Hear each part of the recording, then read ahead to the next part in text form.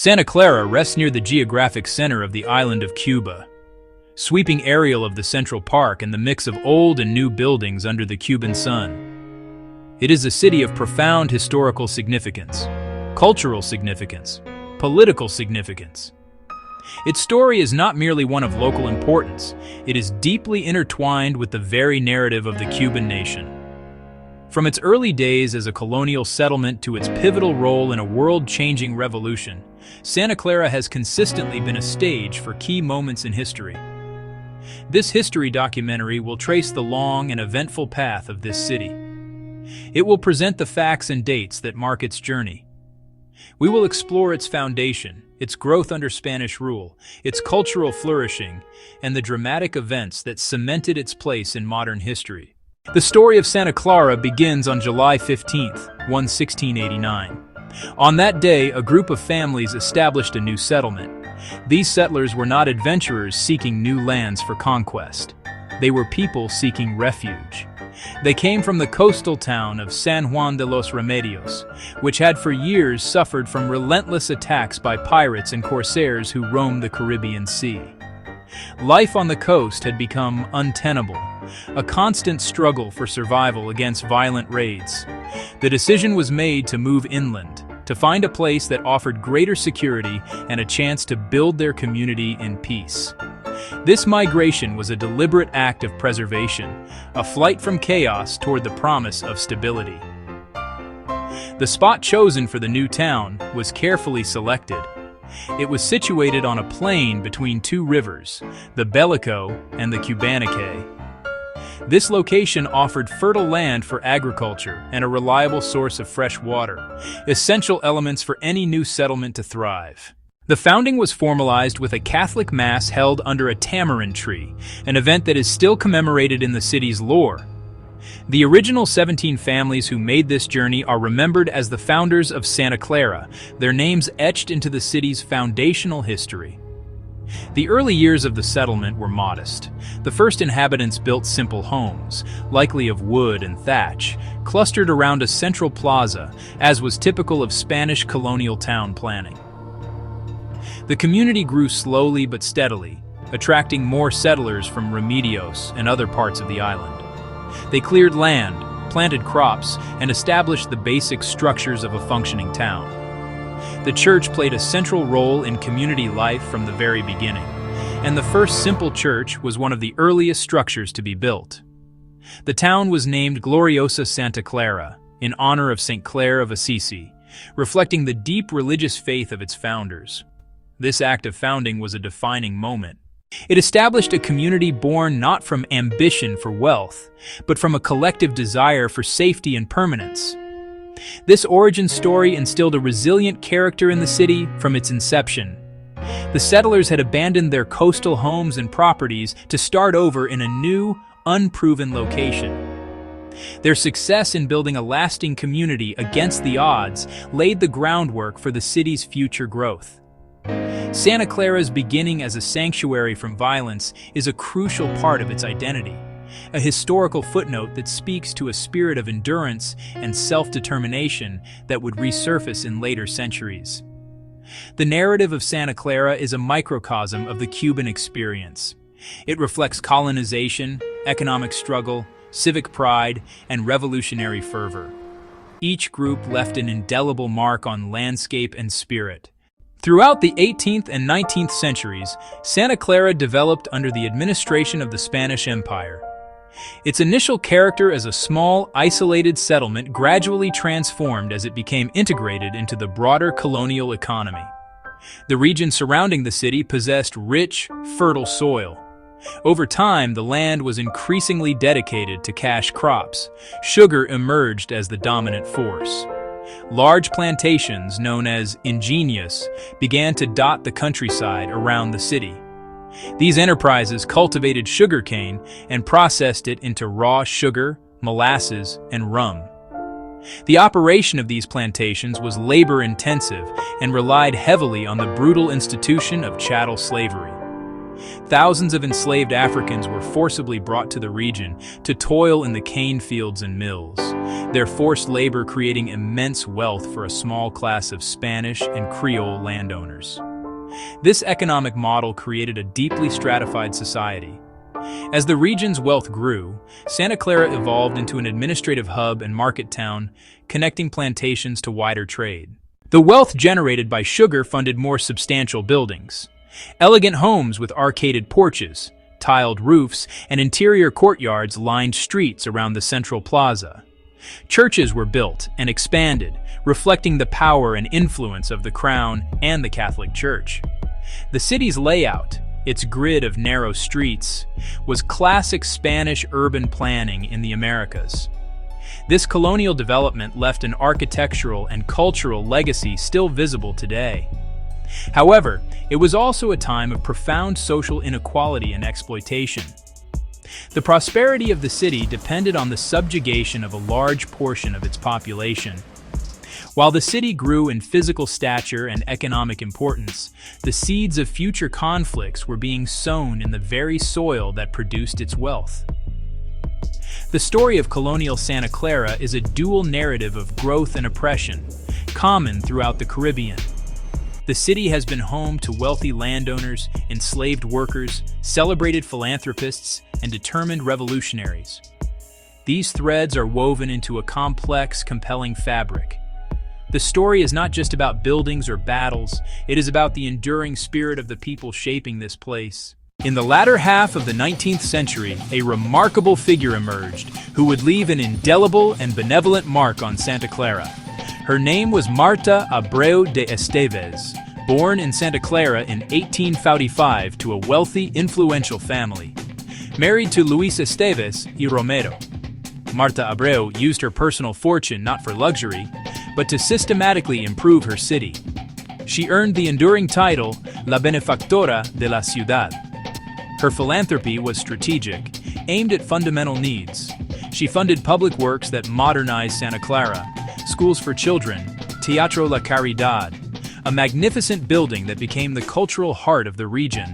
Its profits were designated for charity, public laundries, a water dispensary for the poor, the city's first electrical power plant and public street lighting, a weather observatory, and several bridges. Today, her memory is woven into Santa Clara. Many landmarks were built with her funds, and statues honor her, most notably in Parque Vidal. The turn of the 20th century marked a period of significant transition for Cuba and for Santa Clara. The island gained its independence from Spain in 1902 following the Spanish-American War, but quickly fell under heavy U.S. influence. American investment flowed into the sugar industry, creating an economic dependency that limited Cuba's sovereignty. As capital of Las Villas, Santa Clara experienced these changes firsthand, remaining a key transportation and commercial hub. Rail connections linked the agricultural heartland to the port of Cienfuegos and Havana. The city expanded with new neighborhoods and public buildings. A middle class developed: professionals, merchants, and government employees. The university became a major institution of higher learning outside Havana. Yet deep social and economic problems persisted: sugar booms and busts, concentrated wealth, and rural poverty. Political corruption and a succession of governments, culminating in Batista's dictatorship, failed to address public discontent. In Santa Clara, students, labor unionists, and intellectuals grew increasingly vocal. In the final days of December 1958, the Cuban Revolution arrived at the doorstep of Santa Clara. This moment would become the city's most famous and consequential chapter. The revolutionary forces, led by Fidel Castro, had waging a guerrilla war for 2 years from the Sierra Maestra. Castro dispatched Che Guevara and Camilo Cienfuegos to lead columns into central Cuba to cut the island in half and cripple government movements. Che Guevara was assigned to capture Santa Clara, a major garrison defended by thousands of better-equipped soldiers. With approximately 300 rebels, Guevara began the assault on December 28th. Guerrilla tactics and civilian support proved crucial. Many citizens sheltered fighters, shared intelligence, and even took up arms. For 3 days, rebels targeted key points across the city, disrupting command and control and demoralizing troops. Despite being outnumbered, determination, tactical ingenuity, and local support turned the tide. Government conscripts with low morale faltered. The capture of Santa Clara effectively severed the island and showed the regime could not control the country. News of the defeat, along with victory at Yaguajay, led Batista to flee on January 1, 1959. A singular event during the Battle of Santa Clara has become iconic: the Tren Blindado, or armored train dispatched from Havana.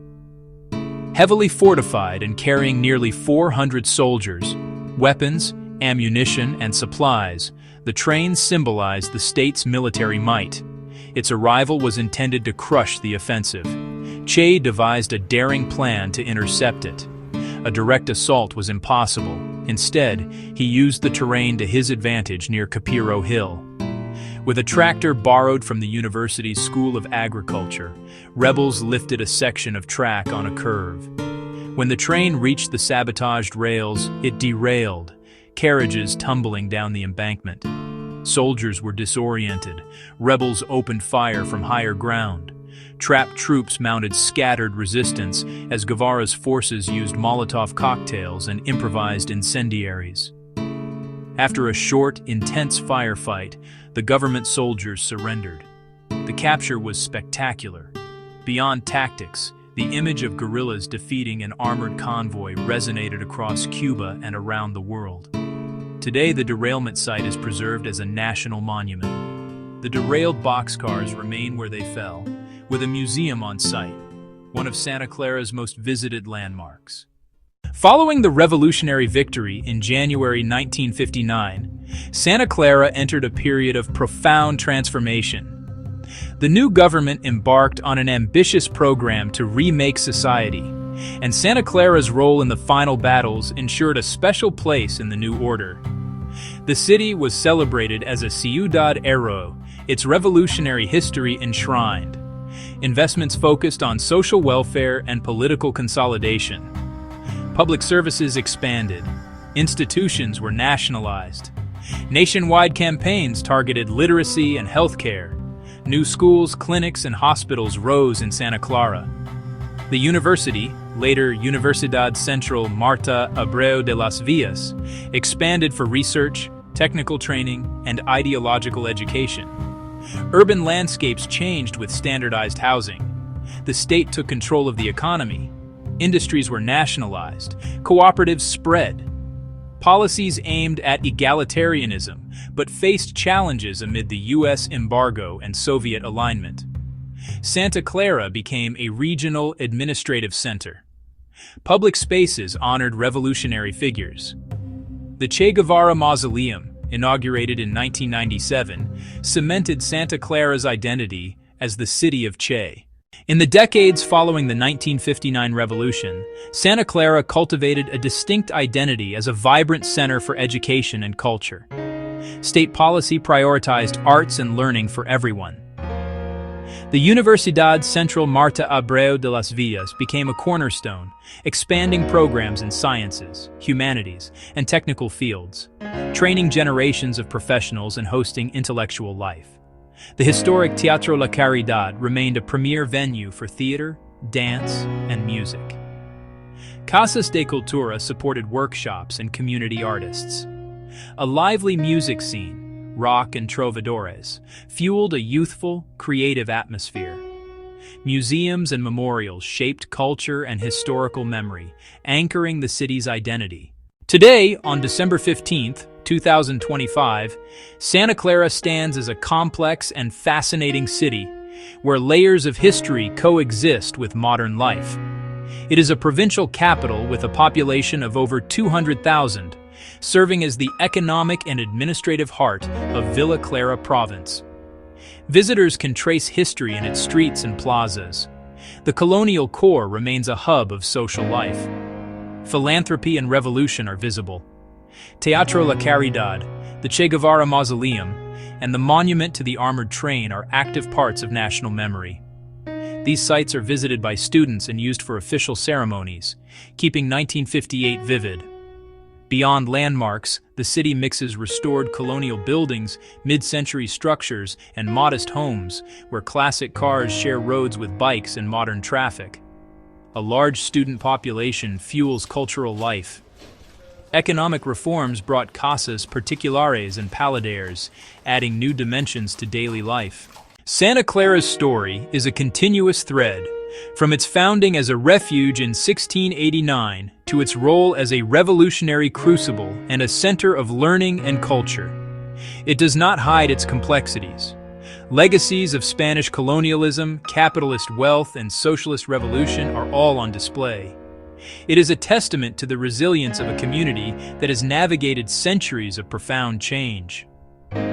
To understand Santa Clara is to understand a crucial part of the Cuban soul, a story of struggle, pride, and an enduring quest for identity. A story that is still being written today, you know.